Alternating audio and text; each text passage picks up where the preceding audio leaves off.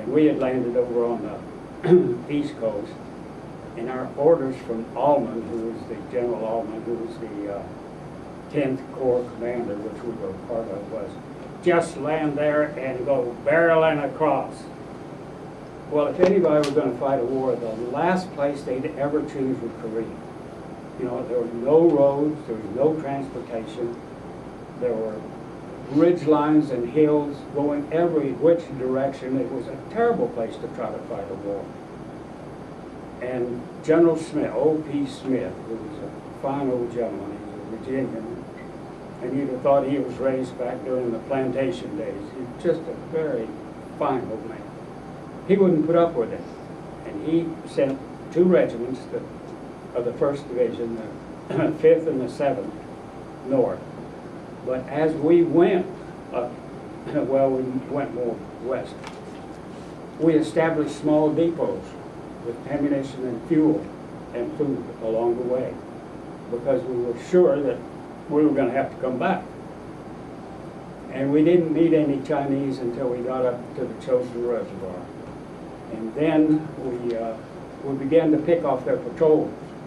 And the Chinese had their patrols out. And we had our patrols out, of course, and we started picking off their patrols. And then it became obvious that there were a lot more Chinese there. And they attacked one night in force, you know, just thousands of them, it seemed like. And we resisted, and they attacked for 4 additional nights. And we held them off, we defended. And then we turned and attacked them and destroyed their reserves, and we fought our way back to the coast from there. And it was useful that, you know, we had the fuel and the ammunition and the stuff we needed on the way back. But, you know, it seemed to me that that war was fought by people way up here somewhere that really weren't down looking at what was happening. And it was estimated that we killed 20,000 Chinese soldiers the first 4 days. And they had 2 field armies, you know, down there at the time. So I don't think and we kept saying, you know, we've got a bunch of Chinese down here. And MacArthur's headquarters would say, that's the baloney. Yeah, we got them. Honest, we do, really, you know. And they said, no, that's nonsense. So General Smith got a transport plane, and we had some wounded Chinese prisoners.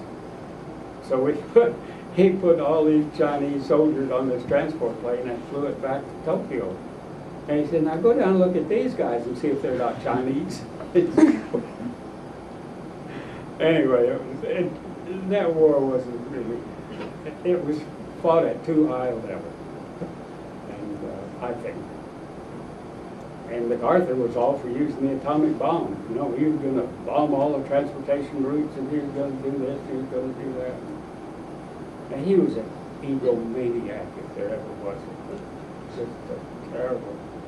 A friend of mine got a medal, and it was. And MacArthur pinned it on his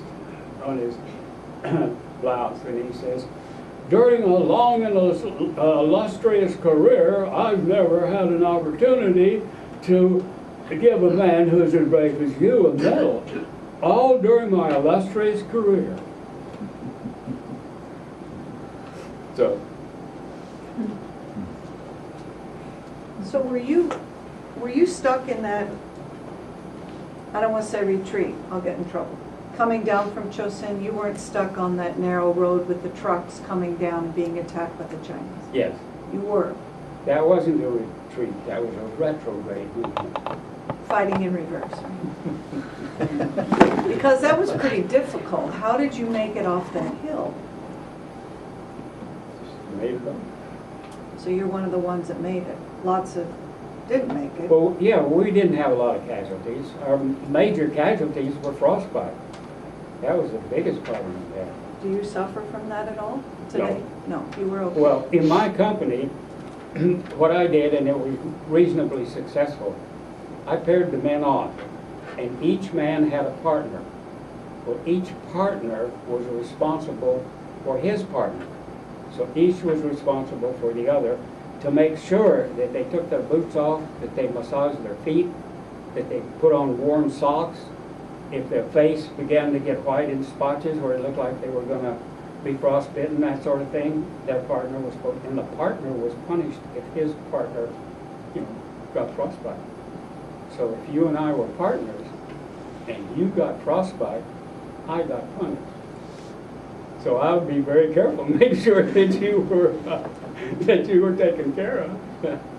And if you didn't have warm socks, I'd make sure you got a pair somewhere.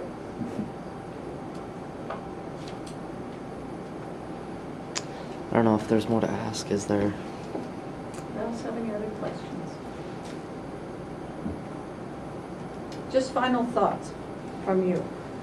What would you say to these young people, they're what, 15, 16, 17 years old, about their future in this country and what your service meant to you? And what would you tell your grandson David here? Oh, I think that your future is just wonderful.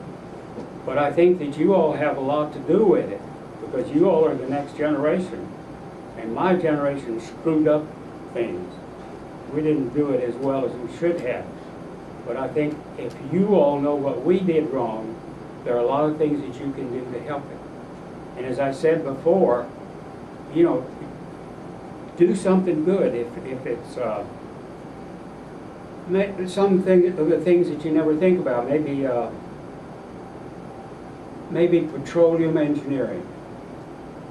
And you could go to some of these other small countries that don't have much of an infrastructure, they don't have money to do the things they need to do with. Maybe you could find an oil field for them. As I said before, I think that in many, many cases that statescraft and diplomacy can take the place of a fight somewhere, and people really get hurt badly. And I'm not sure that we've done that in the past. I think we've been, you know, we're a big, strong nation, and if you don't do what we want you to, we're going to come over and pop you one. Well, sometimes these little outfits don't like to get popped, you know, and it takes a little while to pop them. So there are a lot of things like that. I mean, you could go to any small country and help them in the, you know, be as civilized, because there's a bunch of these countries around here that aren't very civilized. And maybe you could show them how to have a proper government. I mean, just the things that help a country be a good country. Our country too. And I think that would alleviate a lot of the stress that we have in the world. You know, and you all are the ones that can do it. And as far as joining the service again, I would do it. I would do it. Because under the circumstances, you know, my 5 best friends, there were 6 of us, and we all said, boy, the thing for us to do is go kill Japs. That's what we're going to do.